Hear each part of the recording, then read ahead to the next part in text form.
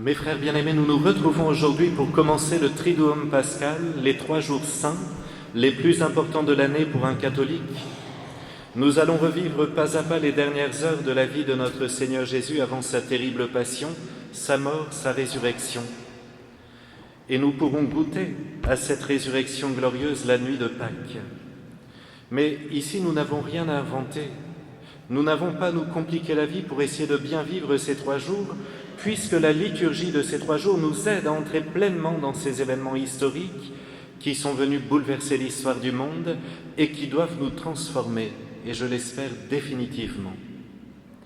À nous qui sommes ici ce soir, je demande la grâce de bien comprendre la profondeur et l'importance de vivre intensément ces 3 jours. Parce que si nous passons à côté du jeudi saint, du vendredi saint, du samedi saint, que reste-t-il de notre année, en dehors des quelques solennités des dimanches et de Noël? Et après, nous risquons de dire « Oh, je ne sais pas si j'ai vraiment la foi. Ça n'a rien changé à ma vie. Ça ne change rien si moi-même je ne change pas, si je ne m'intéresse pas à celui qui mérite mon cœur. » Ce soir, mes frères, chacun de nous arrive avec tout ce qu'il vit dans le secret de son âme, ses joies, ses combats, ses craintes, son espérance.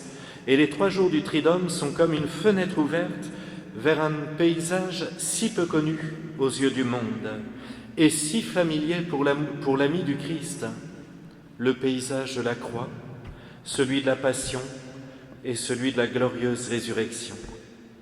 Voulez-vous, mes frères, ouvrir cette fenêtre avec moi? Voulez-vous fermer vos oreilles et votre cœur à toutes les nouvelles qui nous arrivent à un rythme effréné et qui nous angoissent? Voulez-vous laisser de côté ce qui est terrestre pour vous tourner avec moi vers le ciel? Ce soir, nous allons contempler ensemble le mystère de l'amour parfait. L'évangile que nous venons d'entendre et qui se situe dans le chapitre 13 de Saint Jean n'est qu'une infime partie de tout l'amour que le Fils de Dieu a déversé dans le cœur de ses apôtres le soir de la dernière scène. Mais avant de le contempler, ce mystère d'amour, souvenons-nous qu'au cours de leur voyage vers Jérusalem, quelque temps avant cette Pâque que nous fêtons, les apôtres avaient eu cette discussion peu édifiante de savoir lequel d'entre eux était le plus grand. Cette fois encore, notre Seigneur ne leur répond pas qu'avec des paroles, qu'avec sa sagesse divine, mais il pose un acte saillant, mémorable. Je ne sais pas si nous pouvons en comprendre la profondeur maintenant. Il est Dieu. Il est le Créateur de toutes choses. Il est le Tout-Puissant. Devant lui, nous sommes si petits. S'il arrêtait d'ailleurs de penser à nous, notre souffle de vie s'arrêterait là maintenant. Mais mystérieusement, il veut nous partager son amour de Dieu, un amour infiniment parfait, complètement fou à nos yeux d'hommes, complètement parfait pour Dieu, un amour qui est bien supérieur à tout ce que nous pouvons expérimenter ici-bas entre les êtres, que ce soit dans les amours conjugaux, dans les amours d'amitié, dans les amours de famille, peu importe. Il se met à genoux devant ses apôtres. Il vient d'enlever son manteau pour se ceindre d'un tablier. Il leur lave les pieds, des pieds crasseux par la marche dans des sentiers poussiéreux. Habituellement, c'était l'office des serviteurs ou des esclaves. Le Fils de Dieu se fait esclave. Il s'abaisse jusqu'à terre et oblige ses apôtres à se laisser laver les pieds. En réalité, mes frères, et c'est très important ce que nous voyons maintenant, le lavement des pieds n'est pas uniquement pour leur parler d'humilité, comme étant l'une des plus grandes vertus chrétiennes, celle de se mettre au service, celle d'être serviteur. Et Jésus va jusqu'à dire « Le plus grand d'entre vous sera votre esclave ». L'esclave qu'on bafoue, qu'on met de côté, qui n'a aucun droit. Le plus grand parmi vous sera esclave. Le lavement des pieds, mes frères bien-aimés, est fondamentalement lié à l'institution de l'Eucharistie, à la messe. Les deux sont inséparables. On a presque l'impression que notre Seigneur nous dit « Si tu n'acceptes pas que moi, qui suis ton Créateur, je me mette à genoux à tes pieds pour les laver, comment pourrais-tu accepter que moi, qui suis ton Dieu, je sois présent dans une petite hostie de pain ?» Aujourd'hui, je voudrais vraiment que nous entrions dans ce sacrement magnifique de la messe. C'est le plus beau cadeau que Dieu nous ait donné, avec bien sûr la très sainte Vierge Marie. En effet, ils sont très nombreux ceux qui prétendent croire en Dieu. Peut-être nous-mêmes, quand on nous pose une question, on nous dit « Mais toi, tu crois en Dieu ?» « Ah oui, je crois en Dieu. » C'est facile, mes frères, de croire en Dieu. Des milliards d'habitants ici-bas croient en Dieu. Mais avoir la foi, ça va bien plus loin. Ce n'est plus seulement croire en Dieu, mais c'est croire Dieu. Tout ce qu'il mentionne dans l'Évangile, et ça va très loin. La vie éternelle, la possibilité de se condamner à l'enfer, ou au contraire d'être sauvé pour l'éternité, la présence de nos anges gardiens, la réalité du démon qui nous tente, la résurrection de la chair, le pardon des péchés, la grandeur du baptême, etc. Jésus nous demande de croire ce qu'il nous dit. Et il nous dit qu'il se donne à nous dans l'Eucharistie. En tout cas, le soir de la dernière scène, nous ne l'avons pas entendu dans l'Évangile, mais c'est à la suite, eh bien, il va instituer l'Eucharistie. D'abord en instituant des prêtres, les apôtres. Et il leur dit, et il nous dit maintenant qu'il veut demeurer avec nous dans le pain de vie, et que si nous le mangeons en croyant que c'est lui qui est dans l'hostie consacrée, nous recevons sa vie divine en nous, et qu'il nous ressuscitera. Ce sont des paroles saisissantes. Pourtant, combien de fois on considère la messe comme une obligation du dimanche, comme une tradition familiale, et non pas comme la rencontre si chaleureuse et pleine de tendresse avec notre Seigneur et Créateur, celui qui désire demeurer dans mon âme jour et nuit, le véritable ami fidèle de ma vie terrestre. Je m'inquiète pour le prix de l'essence, je me dis que ça va de pire en pire avec ce qui se passe au Moyen-Orient, et j'oublie que Dieu est en moi, et qu'il me dit « Mais moi, je demeure en toi, mon enfant. Quoi qu'il arrive, je suis avec toi. Mais parle-moi, reste avec moi. » En fait, on voit bien que la messe, la promesse de la présence de Dieu dans la petite hostie que nous mangeons, est sans aucun doute ce qui est le plus difficile à croire dans notre foi. C'est vrai, mes frères, regardons bien. Paradis, enfer, c'est logique. Nous qui aimons la justice, on se dit, c'est normal qu'à la fin de la vie, il y ait un jugement. Ange gardien, démon, oui, c'est normal, c'est le monde invisible des anges qui nous entourent. Mais Dieu, dans un morceau de pain, à chaque messe, je mange le corps de Dieu. Oui, oui, j'y crois. Mais ça va bien plus loin. C'est le trésor des trésors, c'est le plus grand trésor de l'Église. Alors parfois on est persuadé d'avoir la foi dans la présence réelle de Dieu dans l'Eucharistie, et je le dis pour moi, mais si on analyse notre façon d'adorer Dieu, on se rend bien compte que nous n'avons parfois qu'une croyance intellectuelle. Je le vois moi-même, je vous l'ai déjà dit, mais des fois je rentre dans la cathédrale, je fais ma génuflexion et j'y vais. Et j'entends cette voix, mais c'est comme ça que tu me dis bonjour. Alors je refais la génuflexion, pardon Jésus, vous êtes dans le tabernacle, je vous aime. Mais c'est vrai, on passe vite.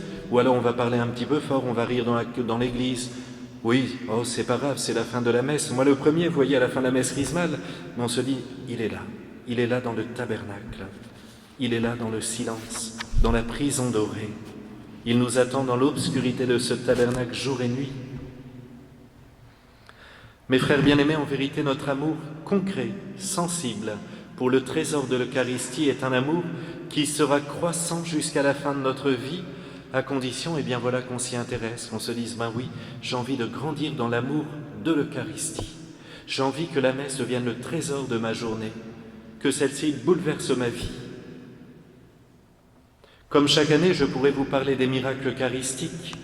Le bon Dieu les a permis pour notre manque de foi. Parmi les plus grands, celui de Bolsena, de Lanciano, celui de Buenos Aires en 1996. Il est passionnant.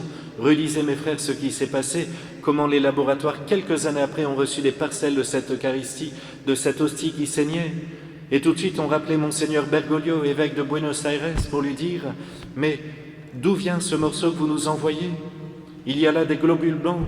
C'est un morceau de myocarde, vivant. Expliquez-nous d'où ça vient. » Et l'évêque de leur dire, c'est une hostie qu'on a retrouvée un jeudi soir à la sortie de la messe. Elle était dans le fond d'église. Et le prêtre l'a laissée se décomposer dans un verre d'eau, comme le veut la tradition, et elle s'est mise à saigner quelques jours plus tard. Lanciano Orvieto, la même chose. L'hostie qui se transforme en un morceau de chair. À Orvieto, le prêtre a tellement peur qu'il lâche l'hostie sur le corporal. Et plus de 1000 ans après, c'est analysé pareil dans les années 1970. On trouve du sang de type AB, pareil des globules blancs, etc. L'autre témoignage, mes frères, qui m'émerveille, c'est la vie des saints. Je pense à une sainte Rita, patronne des causes désespérées. On dit toujours oui, mais c'est incroyable. Elle a tellement souffert dans sa vie, mais elle avait une force. Quelle force? La force de la messe, la force de l'ami intime qui venait la fortifier chaque dimanche. À l'époque, on communiait très peu. Je pense bien sûr au saint curé d'Ars. Comme il le disait, mais si on comprenait le mystère de l'Eucharistie, on en mourrait. Lui qui aimait tellement sa petite église, qui passait des heures entières devant le Saint-Sacrement. Aujourd'hui, mes frères, je voudrais vraiment que nous entrions dans ce sacrement magnifique de la messe. C'est le plus beau cadeau que le Seigneur nous fait, et vraiment, il faut s'y attacher. Avant de donner peut-être 3 petits aspects pratiques qui nous permettraient d'entrer et de grandir dans notre amour de l'Eucharistie, il y aurait tant à dire sur la messe. Vous savez, le prêtre, quand il se prépare au sacerdoce, 7 ans d'études, plus ou moins, eh bien, il passe des heures entières à étudier le mystère de la messe, la grandeur de la messe, la grandeur du sacerdoce. C'est fou, la beauté d'un prêtre. Le prêtre, il est un homme choisi au milieu du monde par une vocation mystérieuse. C'est Jésus qui l'appelle. Vous les avez vus à la messe chrismale, 140 prêtres. Ils sont si différents. Il y a des grands, des petits, des gros, des maigres, certains qui sont beaux aux yeux du monde et d'autres qui sont un peu laides, mais peut-être magnifiques aux yeux de Dieu. Mais ils portent en eux un trésor incroyable.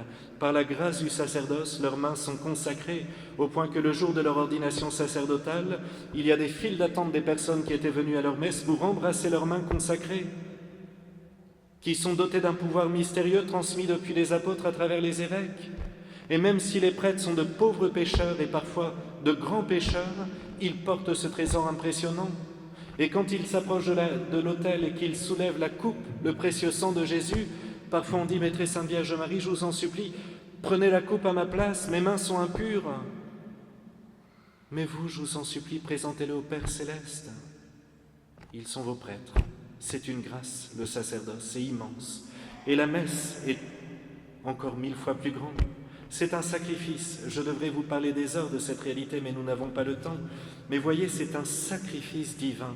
Pendant des siècles avant la venue de Jésus, dans tous les peuples, dans toutes les cultures, il y avait des sacrifices.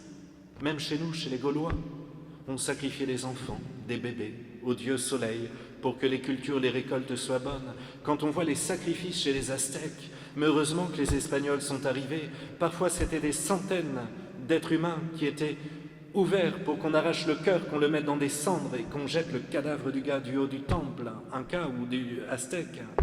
C'était affreux. Et les Espagnols, en voyant ça, ils n'étaient qu'une poignée, peut-être 200 Espagnols. En arrivant, il y a eu une guerre terrible en quelques jours. Et Jésus est venu sur terre pour prendre l'unique sacrifice à chaque messe. À chaque messe, nous vivons la passion du Christ, sa mort et sa résurrection. Il est là sur l'autel, saignant de façon mystique, comme sur la croix. Nous ne le voyons pas, mais il est là, il donne sa vie. Il donne sa vie pour les péchés du monde entier. Je me dis, c'est magnifique, ce soir, nous avons la messe. Tous les péchés d'aujourd'hui seront mis dans la messe. Les missiles qui ont bombardé des familles, des enfants, les grands de ce monde qui dirigent ces guerres affreuses, nos péchés personnels de la journée, tout ça s'est mis dans le précieux corps et le précieux sang de Jésus, qu'il offre au Père Céleste par amour pour nous, afin que nous ayons le pardon de nos péchés. La messe, elle est d'une puissance incroyable pour le salut du monde.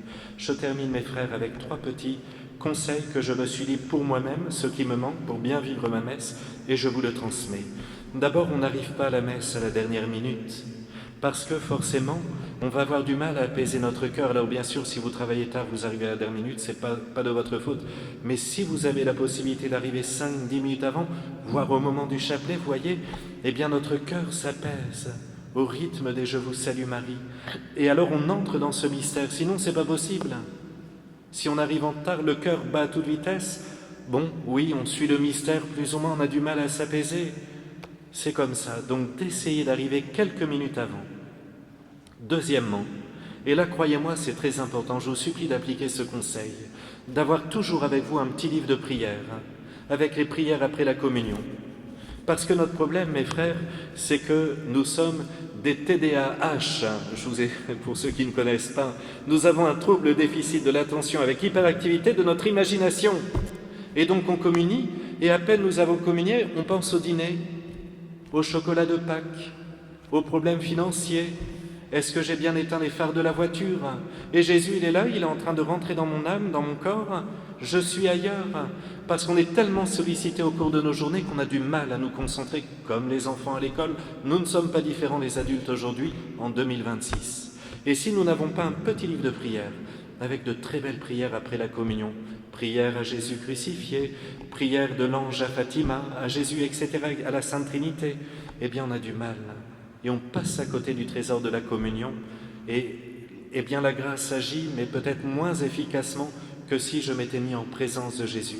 Voyez, si ce soir vous ne connaissez pas de prière par cœur, eh bien vous récitez le Notre Père tout doucement. Notre Père qui êtes aux cieux, merci Père Céleste de nous avoir donné votre Fils en rançon pour mes péchés. Voyons, on récite cette prière par cœur.